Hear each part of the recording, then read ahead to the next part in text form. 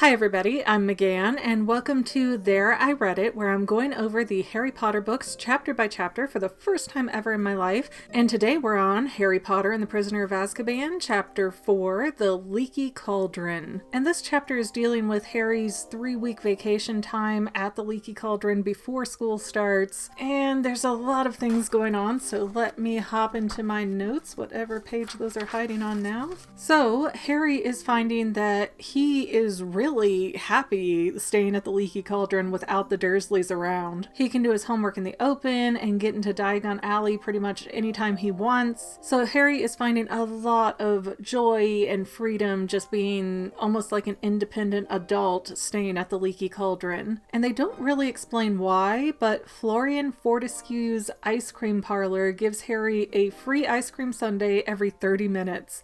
So Harry kind of likes to camp there and hang out, and Miss Florian herself is actually very knowledgeable about medieval wizarding stuff, so she's able to kind of help Harry with his homework. And that's a nice little community moment that we really don't see a ton of throughout the books, or at least haven't so far. You know, people are supposed to be really aware in the wizarding world of who Harry Potter is and what he looks like and the scar on his head, so it's nice to kind of see like he gets recognized enough that people are nice to him. I mean, even when he stepped off the night bus and Cornelius Fudge sort of spilled the beans that no, this is Harry Potter, not Neville, the conductor Stan was like, I knew that was Harry Potter. So people know who he is. And it's strange that they don't interact with him more. And I would swear to you guys, if it's not for the fact that these books have long since been written, that Rowling is hearing my complaints, because there's another fix here in this chapter, and that's where Harry's talking about how he worries he's not going to have enough money to handle 5 more years at Hogwarts, so he's got to be very thrifty. And so Harry won't even buy this game for himself that's called Gobstones, and that's like marbles, but they squirt nasty, smelly liquids in the face of anybody who loses a point.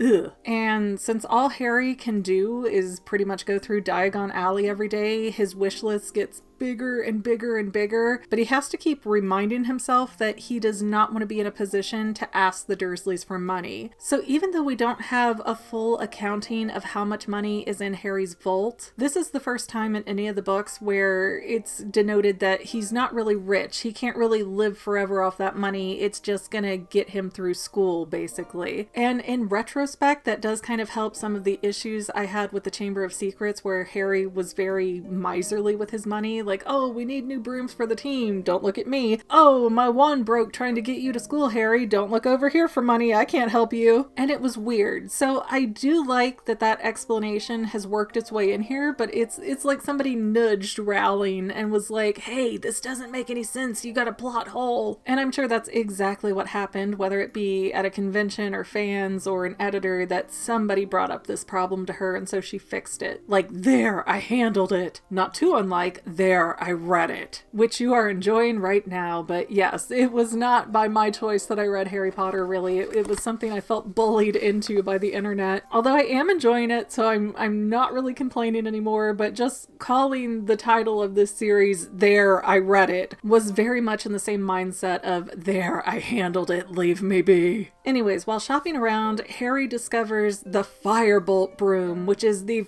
fastest broom ever, and this is a brand new prototype broom that's so hard to get. And apparently this broom goes from 0 to 150 miles per hour in 10 seconds. That is horrifically fast. You have to think, in a normal car, in 10 seconds time, you could maybe get to like 45 or 50. And I don't think I've ever seen a speed limit past 80 miles per hour. So you just imagine 150 miles per hour, and then let's put high school kids on it with heavy flying balls trying to knock them around everywhere. I mean, somebody's gonna die at Quidditch when these become more available. Plus, this broomstick market, it's like worse than Apple. Every time you buy one, here's a brand new one with even better features. Yes, we could have all lumped this into a model 3 years ago, but we can charge you more money this way. But Harry really covets that Firebolt, and he has to talk himself out of it. Like, no, your Nimbus Nimbus 2000 is perfectly good. It's a fine broom. Let's not be greedy. Let's not make stupid decisions. And I like that. I like that Harry is taking accountability for his personal management at this point, and that we're seeing some of his personal management, and it doesn't just feel like, yeah, I've got all the money in the universe, but why should I help you? I just really appreciate getting that bigger, fuller picture of everything. And Harry's elective subjects for this year, his brand new classes, are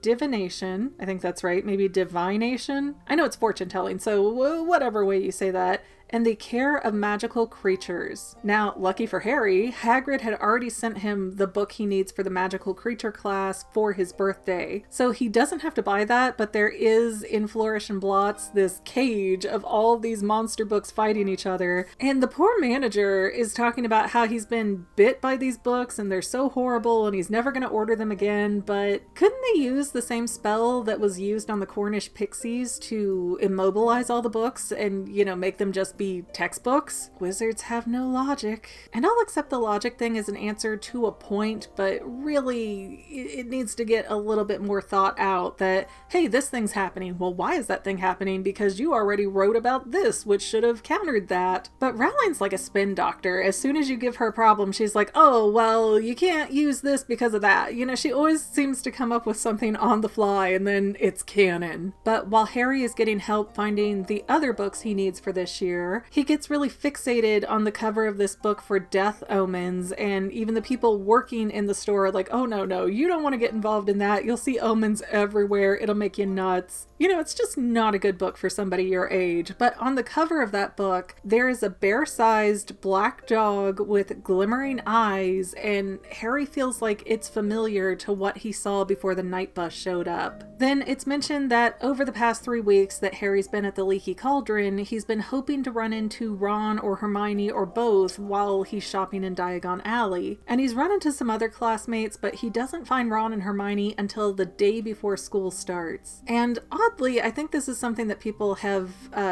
referenced out to me before. Ron is described as being very freckly, as, a ginger usually is. And then it said Hermione's very brown. And I've heard people say, oh no, that's the reference that Hermione's actually African American or African Britannian? What is the PC word in the United Kingdom? I don't know, but if you do, please leave me a comment so that I can be a little bit more educated about that. But yes, I've heard people say that that is the proof that Hermione is actually black and it's just never really fully discussed. But then when you're reading the illustrated version on the very next page after that, she is clearly a white girl. So I don't know if that's supposed to mean that Hermione has brown hair or she's dirty or she has a tan or what, but every reference image that I can find of Hermione, even those drawn by J.K. Rowling, have been clearly a white girl. So I don't know. I'm not opposed to Hermione being black. I just have not pulled that out of the context of any of the books yet. And after the trio gets together, it's explained that Ron and Hermione are both staying at the Leaky Cauldron tonight, but there's no explanation as to why. It's later revealed that Ron's whole family is staying at the Leaky Cauldron because the minister wanted the Weasleys to keep an eye on Harry and make sure he got on the train,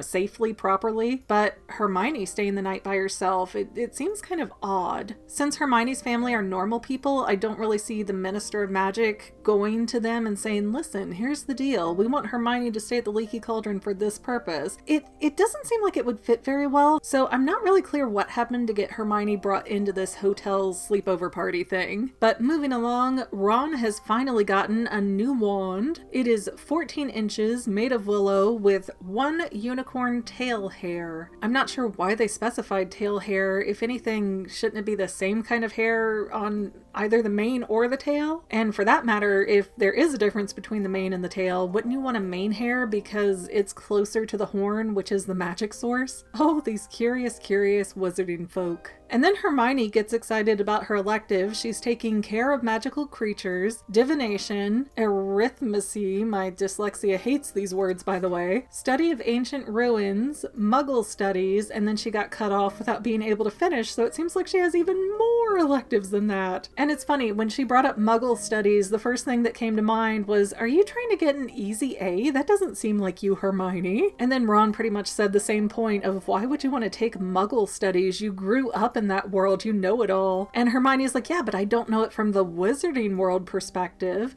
So I wonder if it's going to be like my Japanese history classes where the professor was a white dude who got really nervous when Japanese people were in the class. He's like, okay, if I get anything wrong, they're going to tell me. Like, is that what the teacher's going to feel like with Hermione in that class? Or is it going to be more like the season 3 thing of Avatar where Aang fights with the teacher in the Fire Nation and they're like, how would you know what's not in the official Fire Nation textbooks? You know, where the teacher is just very, this is how it is because this is what the book says. And even if you lived it, you don't know more than this book. I guess that context is a little bit different, but still, you know, same kind of vibe. And then Hermione mentions that her birthday is in September and her parents gave her some extra money to buy herself a nice gift in Diagon Alley, and she thinks she wants an owl. So Ron takes that opportunity to pull out Scabbers, go, look at my great pet. You know, he's getting very thin, he's losing whiskers. Scabbers ain't looking too good. So they go into Magical Menagerie where there are animals covering every inch of the store, and they say it really stinks in there, but you would think there'd be some kind of magic to help with that, but I guess not. But as I was kind of speculating on with Hedwig in the last chapter, it is confirmed here that the animals are magic too. So Ron goes up to the counter, he said, here's my rat Scabbers, you know, can you help him? So the lady's asking questions and she's looking over Scabbers, noticing his torn left ear and that he's missing a front toe, and she comes to the conclusion that Scabbers is not magical. He's shown no magical abilities at any point, so he's got to be some kind of normal garden rat that's only going to live for 3 years at most. And she encourages Ron to take one of her magical skip roping rats things that, like, I don't know, it just seems so ridiculous. If you're going to upgrade pets, why would you pick another rat? Ugh, all my pets growing up were mice. I never had a pet rat, but they look scary. But when it gets brought up that the animals can be magic in this universe, you know, not just dragons, but owls and cats and rats and all that too, and that Scabbers has never shown any kind of abilities or affinity towards magic, it made me remember back to the first book when Ron and Harry first met on the train.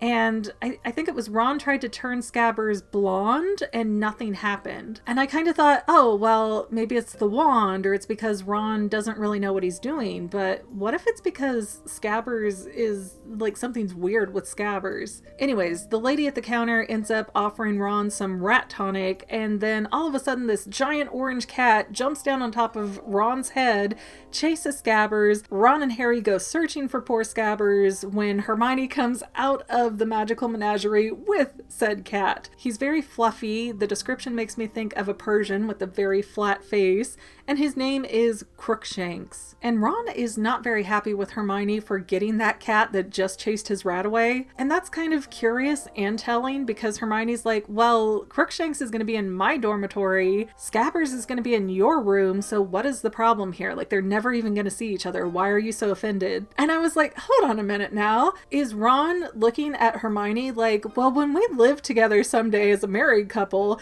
because he does have a lot more little moments where you could pull out of that, oh, he is super crushing hard on Hermione. And Ron never comes out and says anything, but he does get kind of jealous when Hermione likes somebody else, or he gets really defensive about her. So I can kind of see the little heart bubbles forming, even if they're not quite rising to the surface yet. But yeah, if Ron isn't sitting there thinking like, well, hold on now, how are we going to be together if our animals don't get along? Then I have no idea why he's so upset over this cat. But the kids go back to the Leaky Cauldron. They find Mr. Weasley, and he ends up explaining that every job at the Ministry is now switched to searching for Sirius Black. So this guy has gone from an escaped convict to just like public enemy #1. I mean, it's crazy to think about this, because if this were like a police station and okay, nobody's gonna answer the phones, nobody's gonna be a beat cop on the march, nobody's gonna answer house calls, we're all just looking for this guy that ran away, that would end up in complete chaos. Now imagine doing that with the Ministry of Magic, who's over all things magic. So I will be amazed if that doesn't end up causing some kind of fallout, even if it's in like the 4th or 5th book and Lucius Malfoy will be like, well, I was able to do this because the Ministry was so busy looking for Sirius Black. It just feels really, really dangerous to switch all jobs to let's find this one guy that escaped. And I understand that he's a serious guy. He killed 13 people with one curse, so he's not a dude to play around with, but you can't just halt all of existence and hope that nothing else goes wrong while you hyper focus on one task. But we'll see. We'll see if that comes back up at any point in another book, or this book even. We're still pretty early in. It could loop back into the plot somehow. And then Mrs. Weasley comes into the Leaky Cauldron with all of the other Weasley children. It turns out Percy is the second head boy in the family, but they don't say who the first was. I don't remember if they said that in a previous chapter or not, so I don't know if the other head boy was Bill or Charlie or maybe even Arthur. That's a possibility. And then that night everybody's in their rooms, and the room next to Harry, who is in room 11, so room 12, there's just all this yelling and commotion, and Percy and Ron are in the room yelling because Percy can't find his head boy badge and he thinks Ron did something. And of course it turns out that Fred and George took it and they altered it to say fat head boy.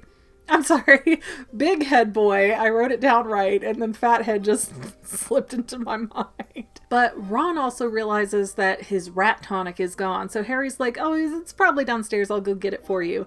And while he's going downstairs, he suddenly hears Mr. and Mrs. Weasley having a big argument too. And at first Harry's like, well, I'm not going to eavesdrop on this, I don't want them to feel uncomfortable that I heard it. And then Harry heard his name about how Harry needs to know the truth, he deserves to know the truth.